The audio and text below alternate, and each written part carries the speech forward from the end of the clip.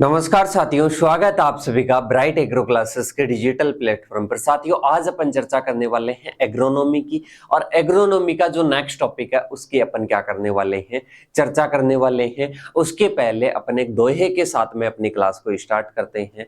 दोहा है साथियों कि निर्धन गिरे पहाड़ से, पूछे न कोई हाल, धनी के कांटा लगे, पूछे लोग हजार। साथियों, कहने का मतलब है कि कोई भी अगर काबिल व्यक्ति है तो उसको पूछने के लिए हजार लोग हैं। कोई भी उसके अगर कोई भी समस्या आती है, न भी आती है, उसके पास में हजार लोग हैं, पर कोई काबिल नहीं है। किसी की सिचुएशन ऐसी नहीं है, जैसे अपन बात करें किसी भी कोई भी उसमें स्किल्स नहीं है, कोई भी वो काबिल नहीं है किसी भी काम के लिए, तो उसको कोई भी पूछने वाला नहीं है। तो हमेशा अपने को ध्यान देना है काबिल होने पर, और हमेशा क्या होना है साथियों, काबिल होना है। अब बात करते हैं अपन अपने टॉपिक की, कि टॉपिक में अपने को पढ़ना है एग्रोनॉमी में फर्स्ट। और एग्रोनॉमी में क्या क्या अपन पढ़ चुके हैं, एग्रोनॉमी में अपन पढ़ चुके हैं टॉपिक नंबर फर्स्ट और इसके साथ में टॉपिक नंबर 2।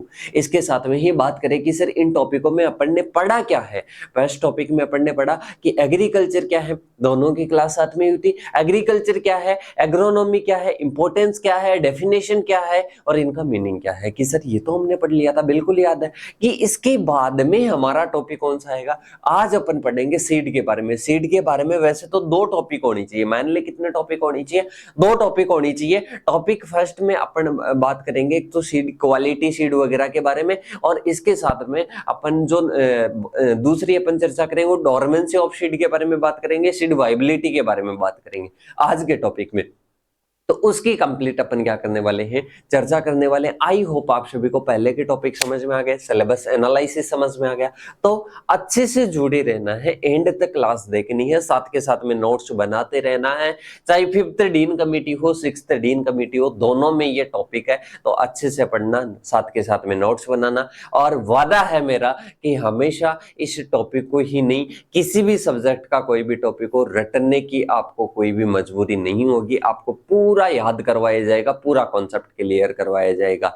इसके साथ में ही अपन शुरू करते हैं अपनी क्लास को। और टॉपिक नंबर कौन सा पढ़ेंगे साथियों, 3rd पढ़ेंगे, जो कि सीड के बारे में है।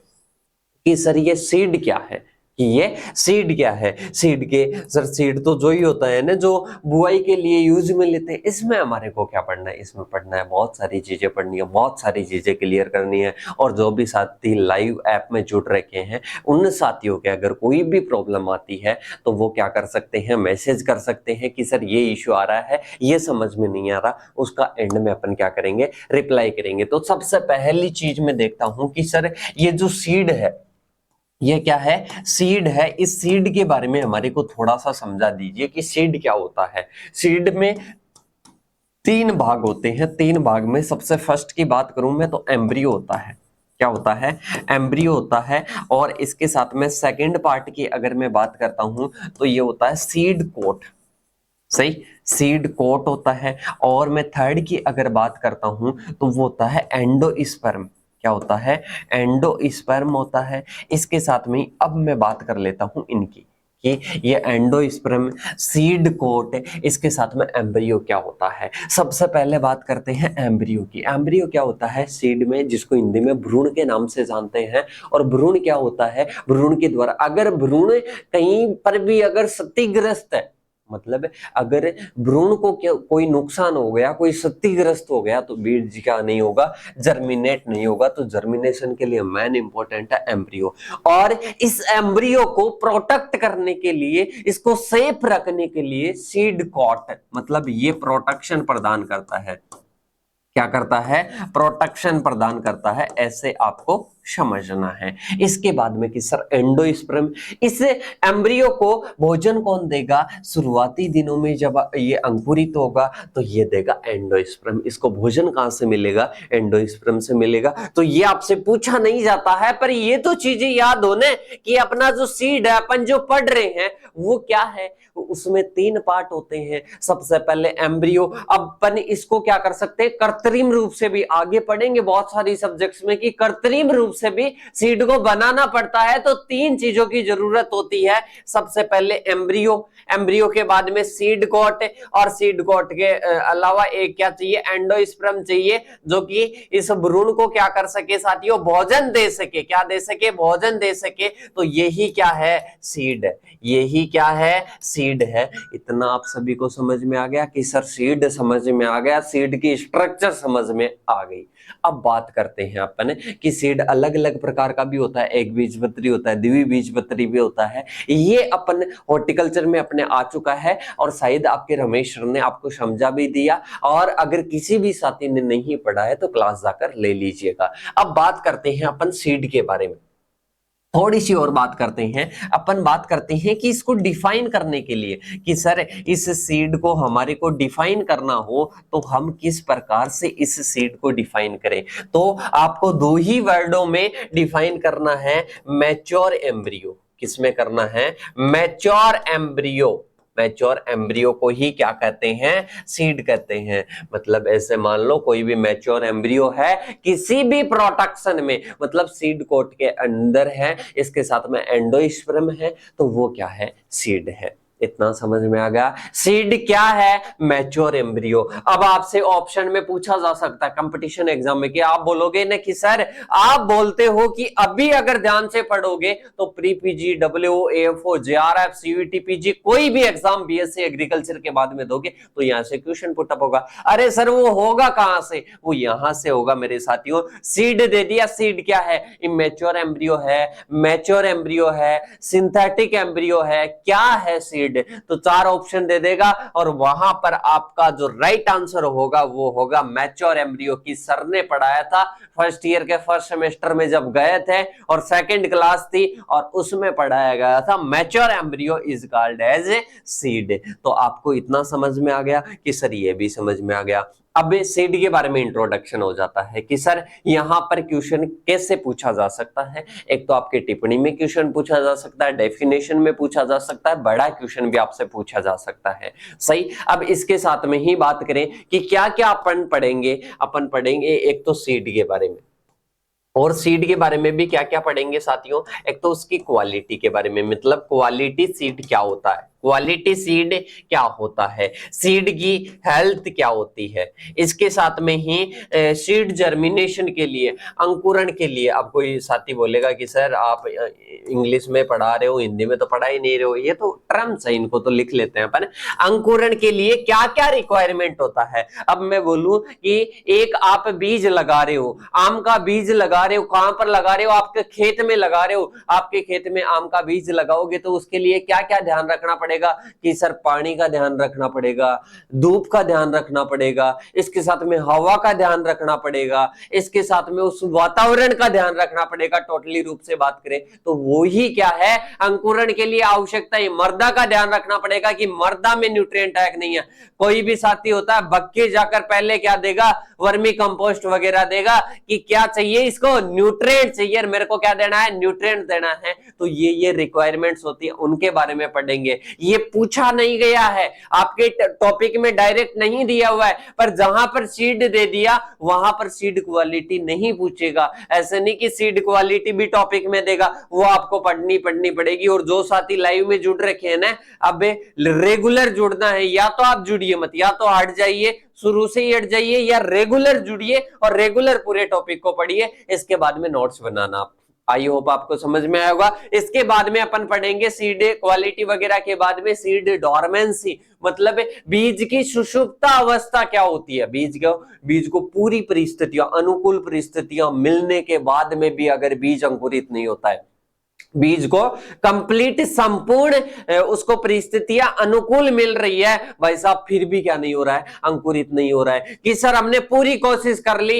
इस सीड को पूरी अनुकूलित परिस्थितियां दे दी है, फिर भी क्या नहीं होता है, ये अंकुरित नहीं होता है। तो मैं बोलता हूं कि इसमें क्या है, सीड डोरमेंसी है। इसको दूर करने के क्या उपाय हो सकते हैं, उसके बारे में भी आज की क्लास में ही चर्चा करेंगे। इसके बाद में नेक्स्ट अपन बात करेंगे सीड वाइबिलिटी के बारे में। किसके बारे में बात करेंगे, बीज जीवन क्षमता के बारे में अपन कंप्लीट चर्चा करेंगे। तो ये सारे टॉपिक अगर आपको सीखने हैं तो इस प्लेटफॉर्म पर रेगुलर आपको ये वीडियो देखनी है, कंप्लीट ये वीडियो देखनी है। तो सबसे पहले अपन समझते हैं साथियों अपने टॉपिक को। अपना टॉपिक सबसे पहले क्या आ जाता है, अपना टॉपिक आ जाता है सर सीड। क्या आ जाता है, सीड टॉपिक आ जाता है। थोड़ा सा समझा दीजिए सीड क्या होता है। सीड क्या होता है, मैच्योर एम्ब्रियो होता है। क्या होता है, मैच्योर एम्ब्रियो होता है। अब क्या क्या हो सकता है, सीड क्या क्या हो सकता है, ध्यान रखना वहां पर पूछा जा सकता है क्या बीज ही सीड है, क्या बीज ही सीड है, नहीं। इसके साथ में क्या पत्ती को सीड के रूप में ले सकते हैं, क्या अपन जैसे कोई जड़ है उसको ले सकते हैं, या कोई शाखा को ले सकते हैं, सही नहीं।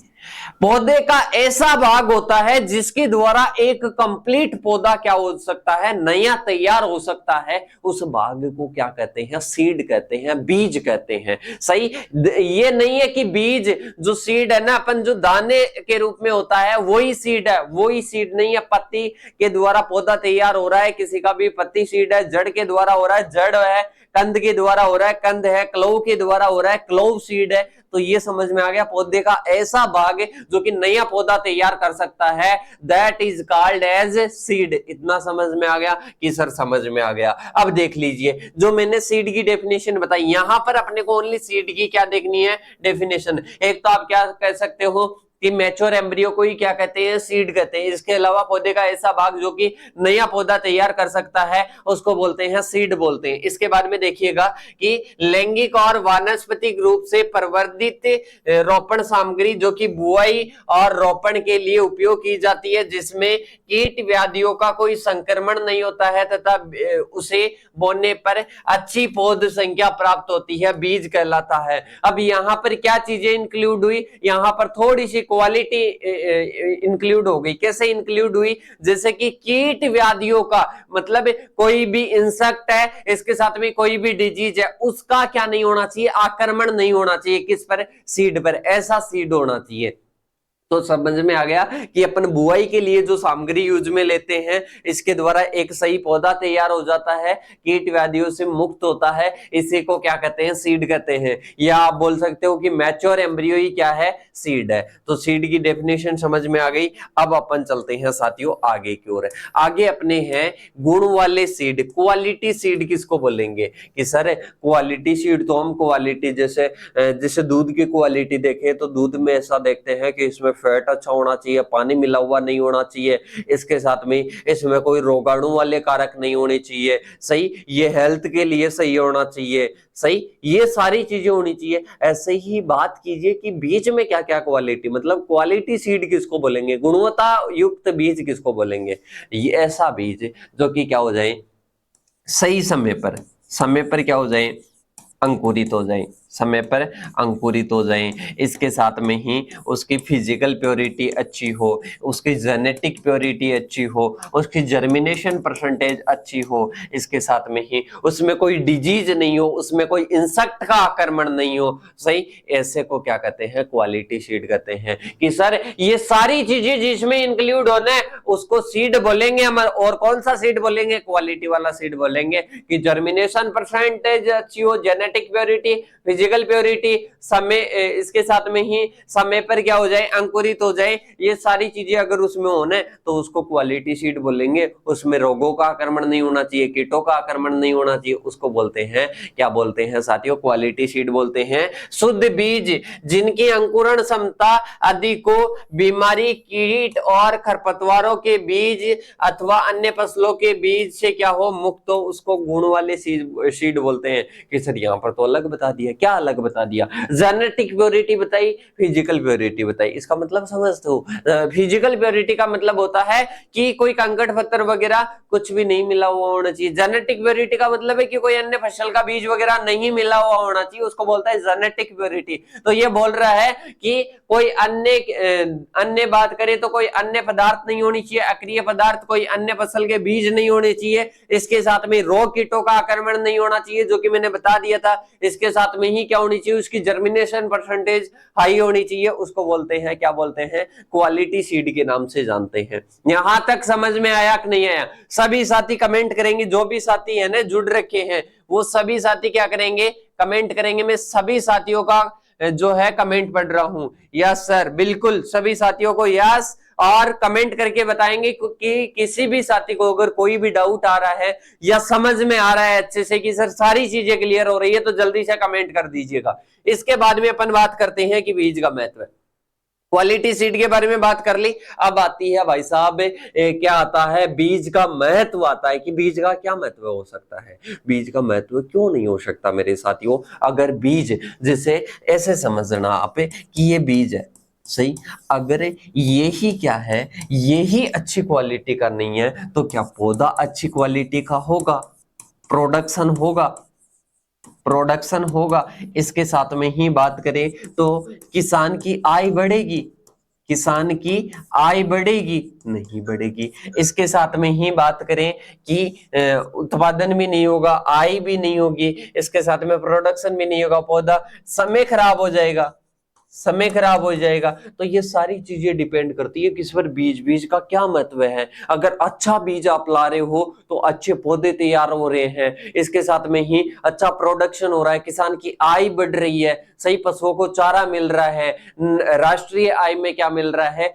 योगदान मिल रहा है। तो अच्छे बीज का तो बहुत महत्व होता है, क्या होता है, बहुत महत्व होता है। सभी साथी बोल रहे हैं कि सर अच्छे से समझ में आ रहा है, बिल्कुल। देखिएगा साथियों, यही चाहिए भी आपको अच्छे से समझ में है, बस यही हमारी क्या है, इच्छा है कि आपको अच्छे से समझ में आ जाए। देखो साथियों, बीज का महत्व है, बीज अपने जाति के रक्षक और संवर्धक है, कि बीज अच्छा रहेगा तो उसकी स्पीशीज क्या हो रही होती रहेगी, बनी रहेगी। इसके साथ में ये पूछेगा नहीं, पर फिर भी मैं आपको समझा देता हूं, वैसे मैंने पॉइंट्स आपको सारे बता दिए, उनको ध्यान में रखना है। इसके साथ में ही इस प्रकार किसान की संपूर्ण फसल वह बीज बोने या रोपने में उपयोग करता है। अब भाई साहब, किसान की जो फसल है, फसल तो बीज पर ही डिपेंड करती है। अगर बीज खराब है तो फसल खराब है, बीज नहीं, बीज अच्छा नहीं होगा तो प्रोडक्शन नहीं होगा, तो वो सारा उसी पे डिपेंड करता है, उसके गुणों पर निर्भर करता है। यदि बीज कम अंकुरण वाले हैं तो किसान अपने खेत में कम पौध संख्या, अगर उसका अंकुरण कम है,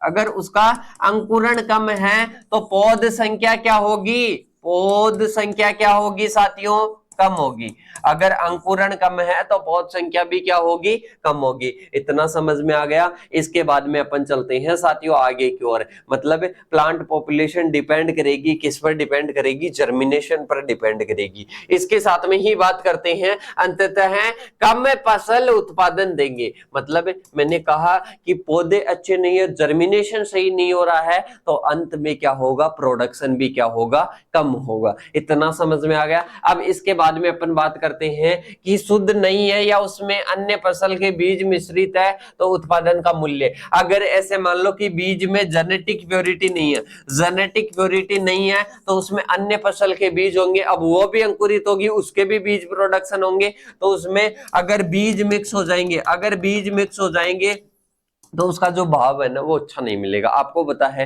एक तो प्योर सरसों के बीज है, एक उसमें सत्यानाशी के या अन्य के बीज मिले हुए हैं, खरपतवार के या अन्य पौधे के मिले हुए हैं, तो भाव कौन से का मिलेगा, प्योर का अच्छा भाव मिलेगा। इसके बाद में बात करते हैं, यदि बीज में खरपतवारों के बीज है तो किसान अपने खेत में समस्या वाले खरपतवारों को प्रवेश करवा रहा है। ऐसे समझ लो कि कोई बीज है वो अपन लगा रहे हैं तो उसमें खरपतवार भी आ रहे हैं, खरपतवार के बीज लग रहे हैं, तो खरपतवार के बीज लग रहे हैं तो किसान को क्या है, नुकसान है, एक समस्या खड़ी हो रही है किसान के सामने, सही। इसके साथ में ही कोई भी रोग कीट है, अगर कोई भी रोग कीट वगैरह है, कीट है, बीमारियां हैं, अगर ये आती है तो आपको पता है बीज के द्वारा ही आती है, बीज के साथ में अगर आ जाएगी तो पूरे खेत में क्या हो जाएगी, बीमारी फैल जाएगी, उसका पैथोजन, उसके रोग कारक अपने खेत में प्रवेश कर जाएंगे। तो ये क्या है, बीज का महत्व है। अगर बीज अच्छा है तो ये सारी चीजें अच्छी है, अगर बीज ही खराब है तो ये सारी चीजें क्या है, अच्छी नहीं है साथियों, और क्या करेगी, नुकसान करेगी, किसको, किसान को।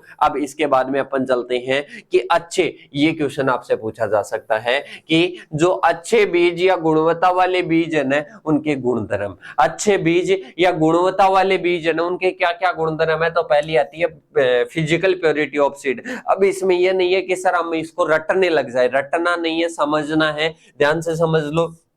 ये आपका बाजरे का बीज है, ये आपका बाजरे का बीज है। अब इसमें मैं कोई पत्थर डाल दूं, इसमें क्या डाल दूं, पत्थर डाल दूं, या इसमें कोई पत्थर है या कटे फटे बीज है, तो वो सारे किसमें आते हैं साथियों, ये अपने आते हैं फिजिकल प्योरिटी में, मतलब फिजिकल प्योरिटी ऑफ सीड में आते हैं। उसमें धूल है, फसल के अवशेष है, कंकड़ पत्थर है, तो ये सारे किसमें आते हैं, बीज की भौतिक शुद्धता। भौतिक शुद्धता का मतलब है कंकड़ पत्थर वगैरह नहीं मिले होनी चाहिए, धूल मिट्टी नहीं होनी चाहिए, फसल के जो अवशेष है वो नहीं मिले हुए होने चाहिए, तो इसको बोलते हैं बीज की भौतिक शुद्धता। तो पहला गुणधर्म क्या आ जाता है, अच्छी क्वालिटी का फिजिकल प्योरिटी आ जाता है। दूसरा आता है जेनेटिक प्योरिटी। क्या है, जेनेटिक प्योरिटी। जेनेटिक प्योरिटी का मतलब है कि ये आपका सीड है बाजरे का, ये आपका बाजरे का सीड है, और इस बाजरे के सीड में कोई चने का सीड आ जाता है, चने के सीड मिल जाते हैं इसके साथ में ही। इसमें ये किस्म तो कोई अलग है, जैसे गेहूं की कोई HD 2301 किस्म है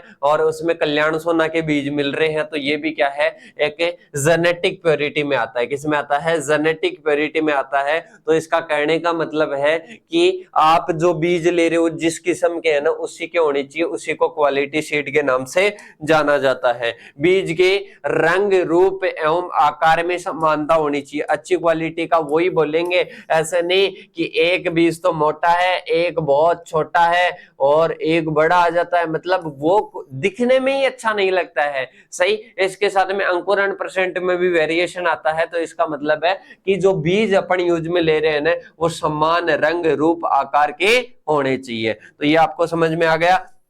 इसके बाद में अपन चलते हैं आगे की ओर, मतलब कोई छोटे बीज वगैरह होते हैं ना वो कमजोर होते हैं और आगे जाकर वो अच्छा विकास नहीं कर पाते हैं। सही, तो वो समान आकार में होनी चाहिए। इसके बाद में आते हैं बीज में नमी उपयुक्त मात्रा। मतलब अगर आपको पता है कि जो अंकुरण है वो नमी की मात्रा से सीधा संबंध है। मतलब अंकुरण कब होगा, अंकुरण जब होगा जब नमी होगी, जब नमी होगी। और नमी और अंकुरण का क्या है, सीधा संबंध है। यदि बीज ज्यादा सूखे हैं तो बीज का जो भ्रूण है वो मर सकता है। तो बीज में क्या होनी चाहिए साथियों, बीज में नमी की मात्रा होनी चाहिए प्रॉपर मात्रा में। अगर नहीं होगी तो बीज का भ्रूण मर जाएगा। बीज का भ्रूण मरने के बाद में बचा क्या है, अंकुरण ही नहीं होगा, जर्मिनेशन ही नहीं हो पाएगा। तो ये क्या आता है साथियों, प्रॉपर मॉइस्चर आता है। इसके बाद में अपन चलते हैं आगे की ओर। आगे आता है seed should be well matured. मतलब बीज क्या होना चाहिए, मैच्योर एम्ब्रियो।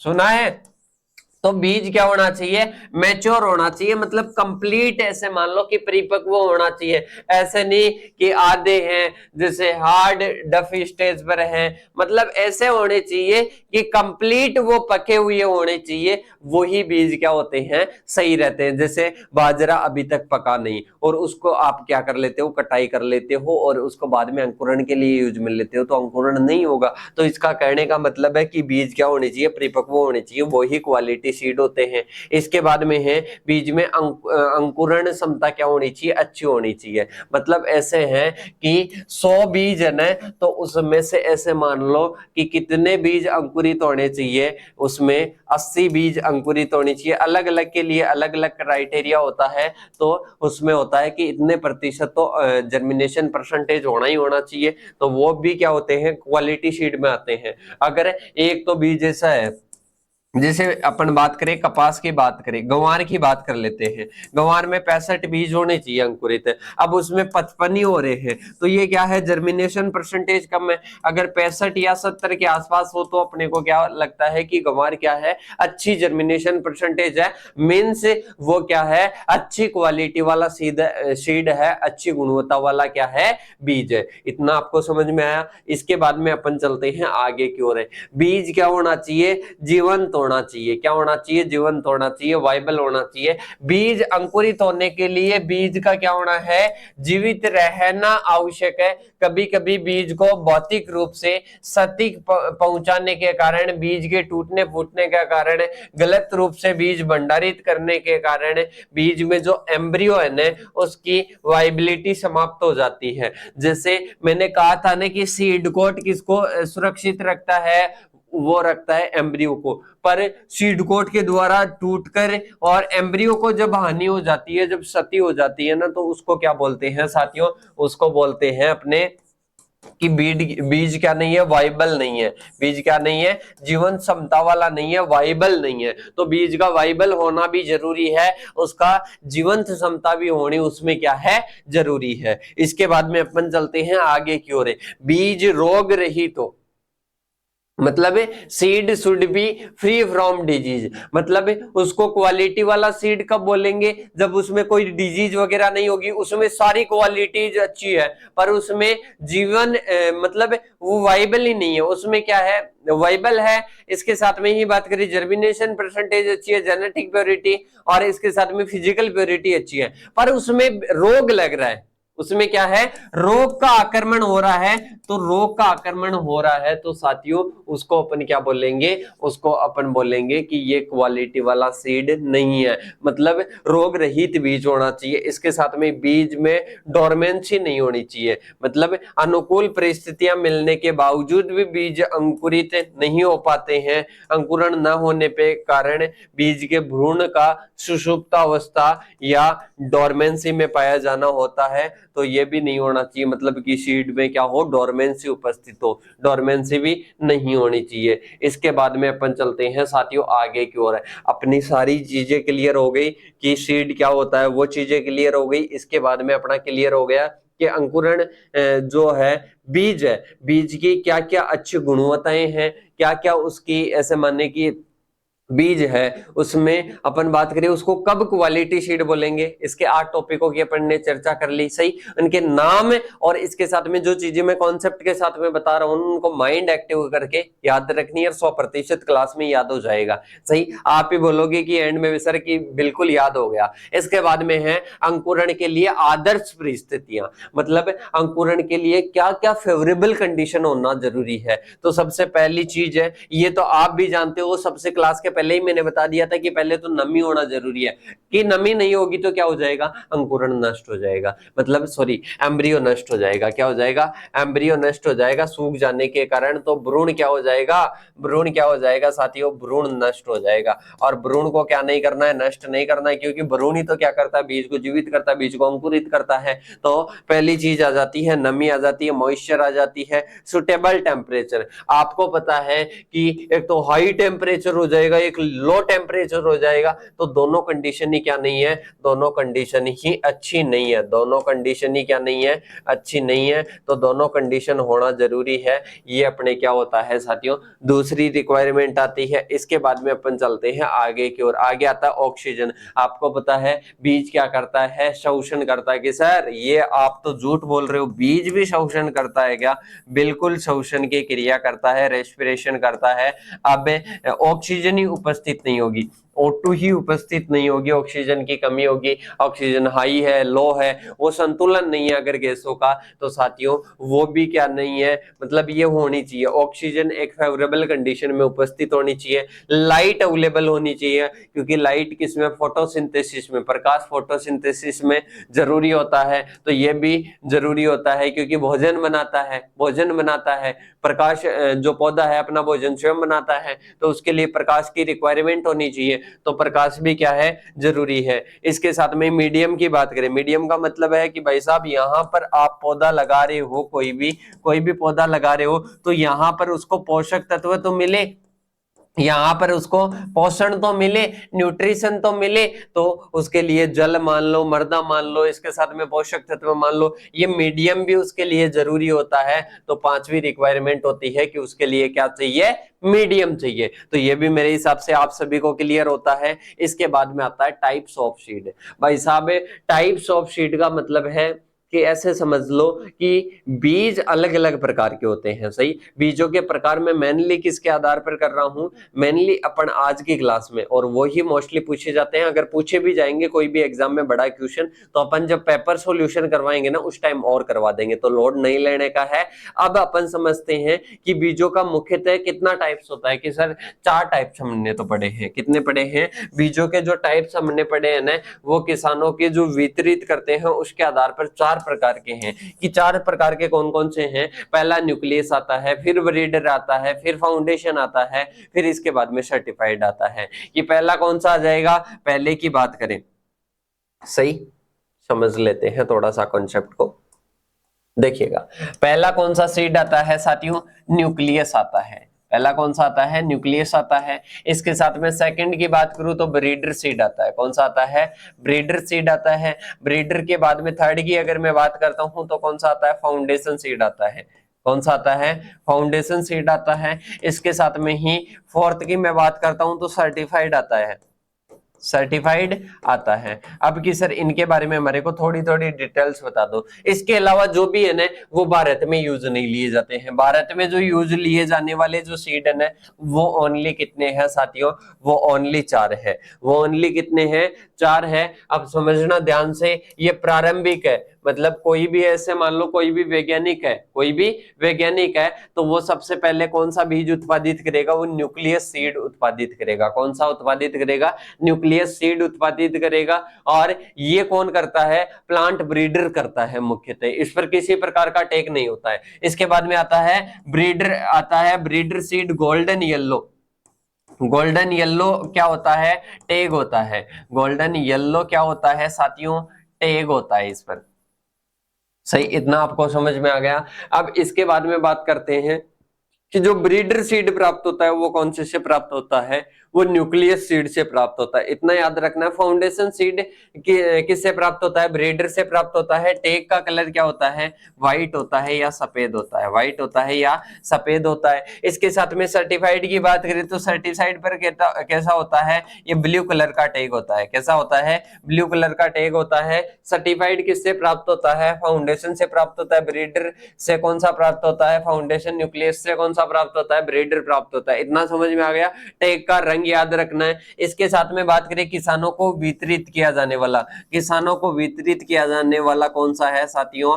किसानों को वितरित किया जाने वाला है सर्टिफाइड सीड। कौन सा है? सर्टिफाइड है। इसके साथ में मातृ बीज या मदर सीड किसको बोलते हैं? मदर सीड बोलते हैं भाई साहब फाउंडेशन सीड को। किसको बोलते हैं? मदर सीड बोलते हैं। फाउंडेशन सीड को बोला जाता है। इतना आपको याद रखना है। तो ये सारी चीजें क्लियर हो गई। अब की सर ये मदर सीड इसको ही क्यों बोलते हैं, ये भी चीज मैं क्लियर कर देता हूं। मदर सीड इसलिए बोलते हैं किसानों को अपने जो मेन यूज में आ रहा है, किसानों को यूज में आ रहा है, कौन सा बीज आ रहा है? सर्टिफाइड आ रहा है सर, प्रमाणित आ रहा है। प्रमाणित किससे प्राप्त होता है भाई साहब? फाउंडेशन से। मतलब इसको उत्पन्न कौन कर रहा है? मतलब जो काम में आ रहा है उसको उत्पन्न कौन कर रहा है भाई साहब? फाउंडेशन। तो मतलब माता क्या कर रही है? जन्म दे रही है। किसको जन्म दे रही है? सर्टिफाइड को। और किसके काम में आ रहा है? किसानों के काम में आ रहा है। तो माता किसको बोलेंगे साथियों? फाउंडेशन को मदर सीड बोल देंगे। क्या बोल देंगे? मदर सीड बोल देंगे। इतना सा आपको याद रखना है। आई होप आप सभी को क्लियर हो गया। इसके बाद में देख लीजिएगा, जेनेटिक प्योरिटी 100% होती है, 100% होती है, 100% होती है। इसके साथ में ही no tag, golden yellow tag और फाउंडेशन सीड पर 99.5% तो क्या होती है? Genetic purity. और इसके साथ में ही 99% क्या होती है? Physical purity. व्हाइट कलर का क्या होता है? टैग होता है। ये आपको याद रखना है। इसके बाद में इनको आपको देखना नहीं है, इन दोनों को आपको देखना नहीं है। प्रमाणित सीड को देखना है। 99% और 95% क्या होती है? इसकी प्योरिटी होती है। और ब्लू कलर का या नीले कलर का क्या होता है? टैग होता है। तो इतना आप सभी को समझ में आ गया ने? जल्दी से कमेंट कीजिएगा। सभी साथी कमेंट करेंगे कि हाँ समझ में आ गया। आपके कमेंट में चेक कर रहा हूं। देखे, कभी साथी आते हैं कभी जाते हैं। अरे रेगुलर जुड़े रहो तभी समझ में आएगी पूरी क्लास। तो कमेंट कीजिएगा। जो भी साथी जुड़ रखे हैं ना, कमेंट कीजिएगा कि बिल्कुल आपको समझ में आ रहा है कि नहीं आ रहा है। अब देखिएगा, अब अपन बात करते हैं, मेन अपने पॉइंट्स आते हैं साथियों। अब जो क्वेश्चंस की बात करेंगे कि सर आ रहा है खुशी बोल रहे हैं कि सर आ रहा है, बिल्कुल आ रहा है। बिल्कुल आपको समझ में आना चाहिए कंप्लीट, और नोट्स बना लेना। अगर साथ के साथ में ओनली आप समझ पा रहे हो तो समझिए, और नोट्स आप बाद में बना लीजिएगा। अब देखिए, अब अपने आते हैं कुछ पॉइंट्स आते हैं, इसके बाद में सीड डोरमेंसी और सीड वायबिलिटी पढ़ेंगे। उसके पहले थोड़ा सा रिवाइज और थोड़े से ऐसे क्वेश्चन अपन देखेंगे जो कि अपने पूछे जा सकते हैं या न भी पूछे जाए ना, तो अपन क्या कर सकते हैं, इंक्लूड कर सकते हैं। तो देखिएगा, सबसे पहले अपन बात करते हैं सीड के बारे में। सीड क्या है? एक फर्टाइल ओव्यूल है और जिसमें भ्रूण में अंकुरण की क्षमता पाई जाती है और एक नए पौधे का क्या होता है, निर्माण होता है। कि सर ये तो आपने बता दिया था पहले ही डेफिनेशन। इसके बाद में बीज एक वानस्पतिक और लैंगिक परिवर्धित पदार्थ है। कि सर ये भी आपने फर्स्ट लाइन में ही बता दिया था उस पीडीएफ में। इसके साथ में कि फर्टाइल ओवेरी या परिपक्व अंडा से फल और सब्जियां या बीज कहलाती है। कि सर इसको भी छोड़ो, ये तो बीज की डेफिनेशन से या इंट्रोडक्शन से रिलेटेड आ गया। अब आता है एनएससी, नेशनल सीड कॉर्पोरेशन। अगर स्थापना की बात कर ले, एस्टेब्लिशमेंट की बात कर ले, तो 1963 में कहां पर हुई थी? नई दिल्ली में। तो फर्स्ट ये याद रखना है। सेकंड याद रखना है केंद्रीय बीज परीक्षण, यहाँ पर टेस्टिंग है, केंद्रीय बीज परीक्षण प्रयोगशाला वाराणसी में 1960 में याद रखना है। इसके बाद में आता है एनएसए, नेशनल सीड एक्ट। ये कब पारित हुआ था? पारित की बात है साथियों 1966 में पारित हुआ था। और इसके साथ में ही लागू कब हुआ? ये लागू हुआ था साथियों 1969 में। कब हुआ था? 1969 में ये लागू हुआ था। सही, तो ये क्या हो गया, ये आपका लागू हो गया कि लागू 2 अक्टूबर 1969 को। इसके साथ में ही 1966 को क्या हुआ था, पारित हुआ था। सही, अब इसके बाद में देखिएगा नेक्स्ट है आरएसएससी, फुल फॉर्म याद रखनी है, राजस्थान स्टेट सीड कॉर्पोरेशन। क्या आ जाएगा? राजस्थान राज्य बीज निगम। 1978 याद रखना है, क्या याद रखना? 1978 याद रखना है। सही, आई होप आपको क्लियर हो गया। इसके बाद में है एग्रीकल्चर प्रोडक्शन एक्ट 1937 में। एगमार्क अगर पूछ ले तो 1937 में कहां पर?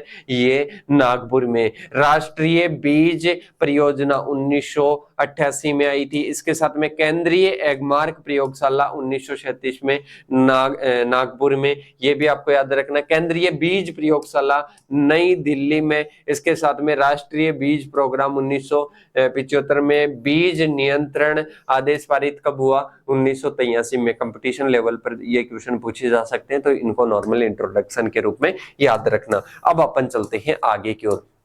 आगे आता है कि सर आपने जो पढ़ा है ना, बीज का क्लासिफिकेशन पढ़ा दिया, हमारे को बहुत अच्छे से समझ में आ गया, पर थोड़ा सा तो और बता दीजिए कि हम नाराज हो जाएंगे सर आपसे। थोड़ा सा और बता दीजिए। बिल्कुल बता देते हैं। जो मूल केंद्रक बीज है उसकी प्योरिटी की बात कर लिए थे, और देख रेख मतलब प्लांट ब्रीडर, इसकी किसकी देखरेख में? ये प्लांट ब्रीडर या पीबी की देखरेख में क्या होता है, तैयार होता है। और टैग का आकार इसका दिया हुआ नहीं है, मतलब आपको टैग का आकार और टैग होता ही नहीं है।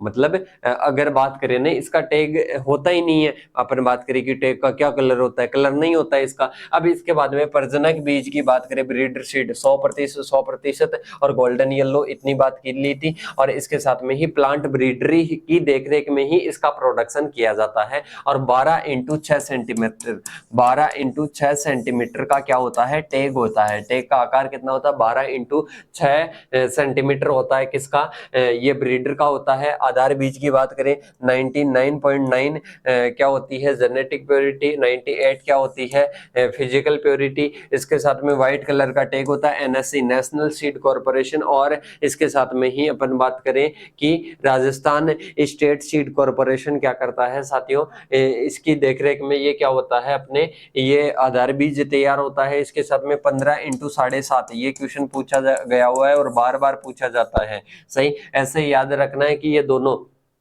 ये जो दो है एक ही है। 12 × क्या आ जाएगा, 6 सेंटीमीटर आ जाएगा। इसके बाद में आता है पंजीकृत, जो कि रजिस्टर्ड अपने भारत में नहीं यूज में लेते हैं। बैंगनी पर्पल कलर का क्या होता है, टैग होता है। प्रमाणित की बात करें 99.5 आ जाएगा। ये प्योरिटी तो आपको अलग अलग जगह पर अलग अलग, पर एक कॉमन आप रेशियो याद रखना, कभी कभी पूछ लिया जाता है। नीला कलर का टैग होता है एनएससी, केवीके, आरएसएससी। ये क्या करते हैं इसका, या कोई भी प्रगतिशील किस्म किसान है वो भी इसका प्रोडक्शन करता है, यही किसानों को वितरित होता है। और RSSC, KVK, NSSC ये क्या करते हैं, इसका प्रोडक्शन करते हैं। अब इसके बाद में अपन चलते हैं, भारत में किसानों को फसल उत्पादन के लिए कौन सा बीज दिया जाता है, सर्टिफाइड सीड दिया जाता है। पंजीकृत बीज का भारत में यूज में नहीं लेते हैं, और आधार बीज को, फाउंडेशन सीड को मदर सीड भी कहा जाता है। ये सारी चीजें मैं पहले ही आपको बता चुका हूं, क्योंकि प्रमाणित बीज इसी से क्या होता है, उत्पादित होता है। ये चीज भी मैंने बता दी, क्लियर कर दी आपको।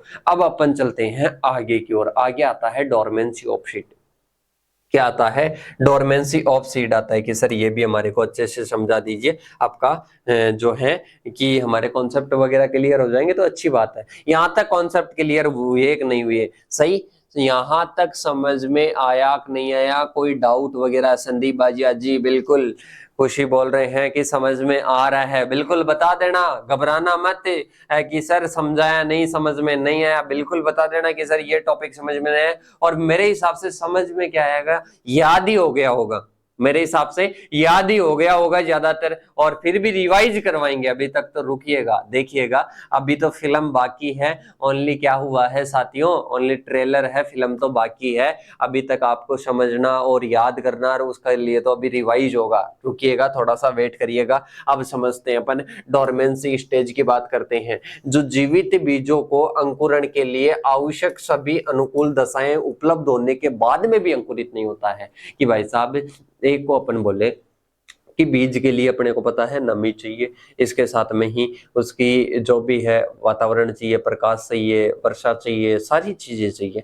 अब ये मैंने दे दी उसको, बीज को दे दी। अब भाई साहब बीज तो क्या हो जा, अंकुरित हो जा, फिर भी अंकुरित नहीं होऊंगा कि नहीं होऊंगा। तो ऐसी क्या कंडीशन होती है, उसको बोलते हैं सीड डोरमेंसी बोलते हैं। कि सभी अनुकूल परिस्थितियां मिल गई, फिर भी क्या नहीं हो रहा है, फिर भी जर्मिनेशन नहीं हो रहा है, तो उसको बोलते हैं डोरमेंसी स्टेज बोलते हैं। तो ये डोरमेंसी स्टेज समझ में आ गई, डेफिनेशन समझ में आ गई। 3 प्रकार की होती है। कितने प्रकार की होती है? 3 प्रकार की होती है। कि सर ये तो हमारे को थोड़ा सा है ना, आप यहीं पर समझा दीजिए कि 3 कौन कौन सी होती है। सबसे पहले तो मैं बात करता हूँ सीड डोरमेंसी की। सीड डोरमेंसी की बात करता हूं। सीड डोरमेंसी की अगर मैं बात करूं तो साथियों, बीज सुसुप्तावस्था किसको बोलते हैं? सभी अनुकूल परिस्थितियां, सभी अनुकूल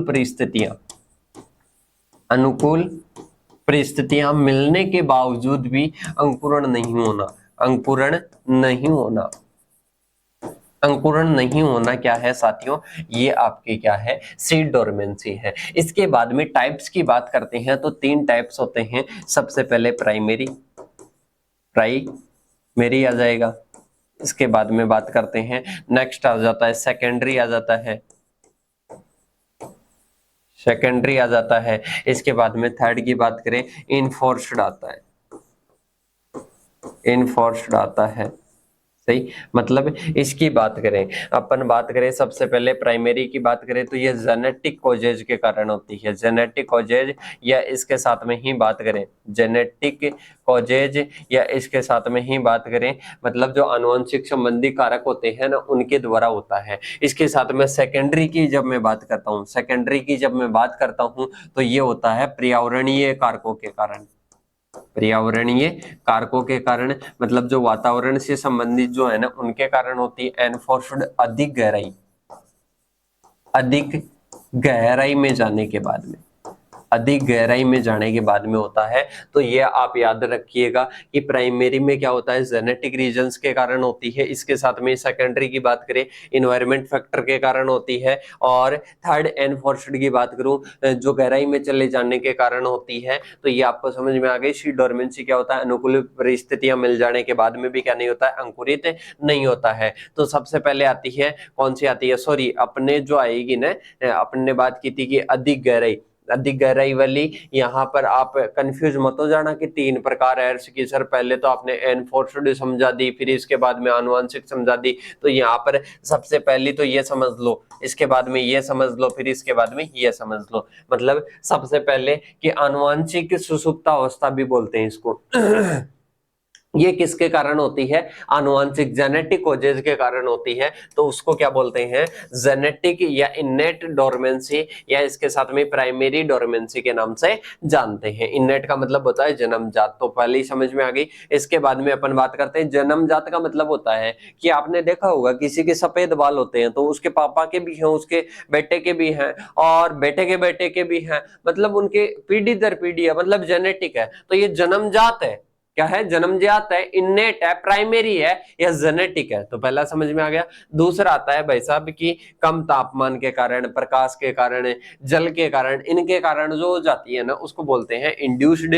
इसके साथ में बात आती है एनफोर्स्ड, जब बीज अधिक गहराई में चले जाते हैं तो इसके कारण कौन सी होती है साथियों? आपके इंड्यूस्ड होती, सॉरी एनफोर्स्ड होती है अधिक गहराई में चले जाने के बाद में। और जंगली जो जयन है उसमें क्या होती है साथियों? तीनों प्रकार की सुसुप्तावस्था थर्स्टन ने बताई थी। ये आपको याद रखना है कि जंगली जई में तीनों प्रकार की क्या होती है? सुषुप्तावस्था होती है। आपको इतना समझ में आ गया। इसके साथ में एक और चीज याद रखनी है कि जो अपने बात करें कि स्ट्राइगा है, स्ट्राइगा में सुसाइडल जर्मिनेशन पाया जाता है। क्या पाया जाता है? सुसाइडल जर्मिनेशन पाया जाता है। इतना आपको समझ में आ गया। इसके बाद में है नेक्स्ट अपने कि अब अपने को क्या करना है? ब्रेकिंग करना है, मतलब अपने को सीड डोरमेंसी को हटाना है। तो किस किस क्रिया के कारण अपन कर सकते हैं? मतलब अब अपने को क्या करना है? सीड डोरमेंसी को दूर करना है। क्या करना है? सीड डोरमेंसी को दूर करना है उसको। सर एग्रोनॉमी तो इजी है इसलिए समझ में आ रहा है, कुछ ऐसी बात नहीं है। एग्रोनॉमी से भी इजी सब्जेक्ट आपको समझाएंगे मैथमेटिक्स को। किसको समझाएंगे? मैथमेटिक्स को समझाएंगे। और जल्दी आपकी लाइव क्लासेस स्टार्ट होने वाली है। एग्रोनॉमी इजी है इसलिए ये तो समझ में आ गई मान लो। इसके अलावा कोई भी ऐसी सब्जेक्ट हो इस सेमेस्टर में नहीं, अपने बीएससी एग्रीकल्चर के किसी भी सेमेस्टर में हूं, जाकर कोई भी वीडियो देख लेना, नीचे स्टूडेंट्स के कमेंट देख लेना कि आपको बहुत इजी लैंग्वेज में आपको हर सब्जेक्ट समझा दी जाएगी। और आपको पता भी नहीं लगेगा कि इतना अच्छा स्कोर भी अपन कर सकते हैं क्या, और उतना अच्छा स्कोर आप कर पाओगे। और हमेशा जो पिछले सेमेस्टर में मैंने साथियों से बात की थी, प्रॉमिस किया था, वही आपसे मैं करना चाहूंगा कि आपको करना बस इतना ही है जो जितना मैं बोलूं, क्योंकि यहां पर आपको इतना मटेरियल मिल जाएगा कि बाहर से एक परसेंटेज भी आपको पढ़ने, डेफिनेशन भी पढ़ने के लिए बाहर नहीं जाना पड़ेगा। और अगर आप जाओ कि ये मटेरियल अच्छा है, मैं ये पढ़ लेता हूं, ये मटेरियल अच्छा है, ये क्लास अच्छी है, ये मैं कर लेता हूं, उसके चक्कर में जाओगे तो मेरी कोई इसमें गलती नहीं होगी। पर मैं जितना आपको बताता हूं, जितना आपको समझ में नहीं आता है, तुरंत कॉल कीजिए। कॉन्टैक्ट नंबर है 8690596638। उन पर कॉल करके बोलिए कि सर ये प्रॉब्लम है, इसका सॉल्यूशन होना चाहिए। बिल्कुल उसका क्या होगा? सॉल्यूशन होगा। बस करना यही है कि जो चीजें बताई जाती है उनको अप्लाई करते रहो, सारी चीजें अच्छे से समझ में आ जाएगी। आपको घबराने की जरूरत नहीं है। टेंशन हमारे पर छोड़िए, आपको जितना पढ़ाया जाता है उतने साथ में नोट्स बनाते रहो। हाँ, साथ में नोट्स नहीं बनाओगे तो वो आपकी गलती है। बहुत सारे की सर टाइम नहीं है, टाइम बिल्कुल भरपूर है आपके साथ में।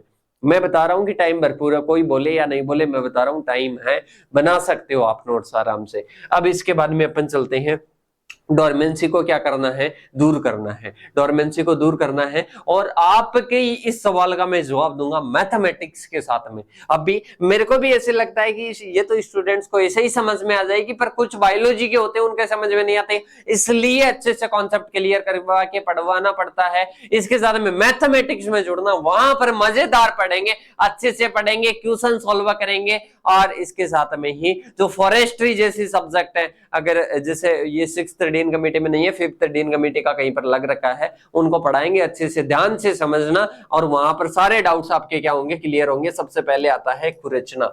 स्कैरिफिकेशन के द्वारा क्या कर सकते हैं? अपन बीज की सुषुप्त अवस्था को तोड़ते हैं। ये भाई साहब बीज है, बीज के ऊपर जो कठोर आवरण जो पाया जाता है उसको खुरच कर क्या कर देते हैं? बाहरी परत को तोड़ देते हैं, खुरचते हैं, तो सख्त जो आवरण है वो टूट जाता है। इससे पानी और गैसों का विनिमय हो जाता है, तो भाई साहब शोषण मिल जाता है। इसके साथ में ही नमी मिल जाती है। और ये मोस्टली करते हैं धनिया में, रिंजगा में, बरसीम में करते हैं। तो पहला क्या आ जाता है? स्केरिफिकेशन आ जाता है, खुरचना। दूसरा आ जाता है स्ट्रेटिफिकेशन। कि सर ये क्या आ गया, स्ट्रेटिफिकेशन, स्केरिफिकेशन। स्केरिफिकेशन का मतलब हो गया खुरचना हो गया। स्ट्रेटिफिकेशन का मतलब होता है ठंड से उपचार करना, ठंड से उपचार करना। मतलब इसमें क्या कर देते हैं, 12 से 24 घंटे रखते हैं 2 से 8 डिग्री सेंटीग्रेड पर, 2 से 8 डिग्री सेंटीग्रेड पर 12 से 14 घंटे तक क्या कर देते हैं, रख देते हैं। ये चिलिंग क्या होता है, मतलब चिलिंग तापमान से उपचारित करते हैं, जिसको बोलते हैं स्ट्रेटिफिकेशन। डेफिनेशन भी यहाँ से पूछी जा सकती है। इसके बाद में गर्म जल विधि, मतलब हॉट वाटर से क्या कर देते हैं, ट्रीटमेंट कर देते हैं। इससे भी क्या होती है साथियों, इससे अपन बात करें तो जो अपने है डोरमेंसी दूर होती है। इसके बाद में रासायनिक विधियों में KNO4 को यूज में लिया जाता है। इसके साथ में थायोयूरिया का यूज लिया जाता है।